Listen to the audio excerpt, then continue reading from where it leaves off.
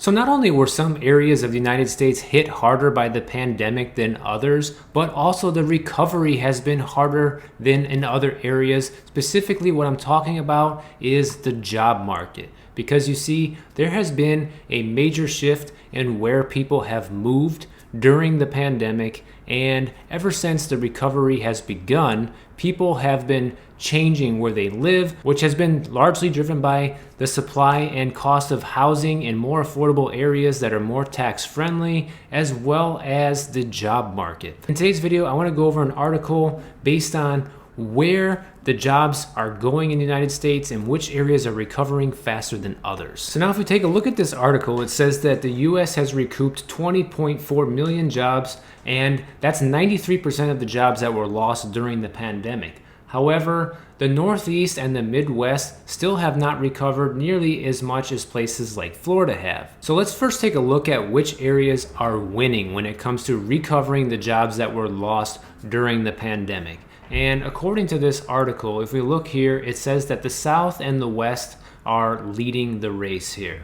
So behind the split screen picture, before the pandemic, southern and western states were already leading the US economically and in population growth, as their favorable climates, striking landscapes, and lower costs drew millions of transplants from the Northeast, Midwest, and California.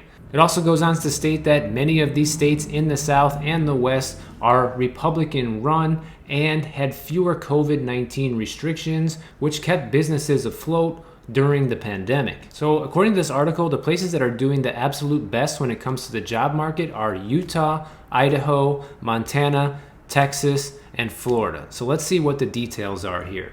Utah recovered all lost jobs in January of 2021, employment 5.1% above its pre-COVID level.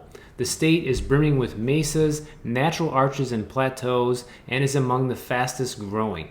Salt Lake City has become a tech hub, also known as the Silicon Slopes. Utah also had fewer COVID restrictions. But there are some issues when it comes to a state like Utah thriving. According to a local restaurant owner of Rocking V Cafe, he says that the fine dining restaurant is so short-staffed that it's open 5 days a week and often turns away about 200 customers a night. So it seems like the jobs that are there are probably more higher-end, white-collar jobs, such as these tech jobs that it suggested earlier in the article, and it's very difficult to get blue-collar workers to do more of these service jobs and things like that. And I think this is going to be a trend going across the entire country. And a lot of these areas that are booming right now and a lot of people are moving to, real estate values are shooting through the roof. We're probably going to see this trend where you're going to see a lot of these high-paying, white-collar jobs, people moving in that can pay a lot of money for real estate, but then when you turn around, there's no one to actually serve you at the restaurant because it's too unaffordable, and nobody that actually works that type of job can afford to live there. And I think that's one thing that we're really going to have to start looking at as a country in order to fix this. So the next state it says that is doing the best right now is Idaho. They recovered all their lost jobs in December 2020, so a really fast recovery for Idaho, and they're also 5.1% above their pre-COVID level. The state led the nation in population growth for the 5th straight year in 2021, and Boise is a tech and remote work hive. Wages have risen sharply the past couple of years, easing the sticker shock that used to hit new residents moving from California. And then next we have Montana.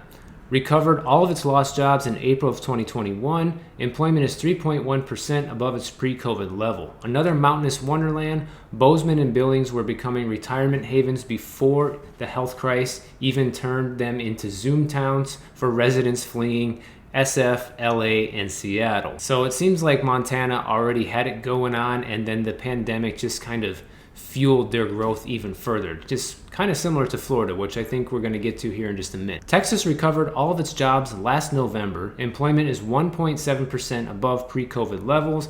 Texas was one of the first states to loosen restrictions and also had notched the nation's biggest population gains.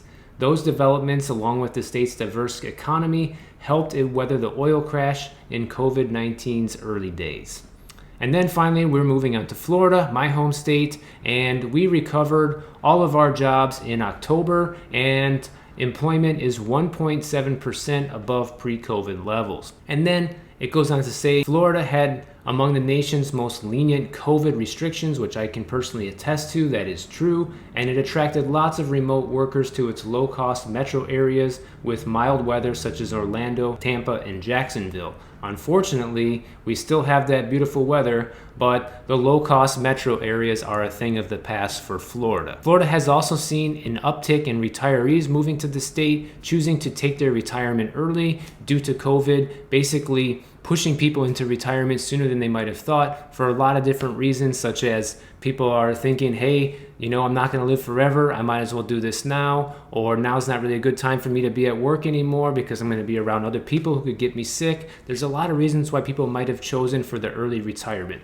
But the point of this video is to go and show you that these are the markets that are the hottest right now, and it's no big surprise because the job markets here are also at the strongest as well. So in these 5 states of Utah, Idaho, Montana, Texas, and Florida, if you're a real estate investor or you're somebody looking to actually buy a home and have some stability and some longevity, these are probably the top 5 states you should be looking at. Unfortunately, they are going to be also some of the most expensive areas now, and places that used to be cheap are now expensive. So keep that in mind as you're looking. As always, thank you guys for watching, and I'll see you in my next video.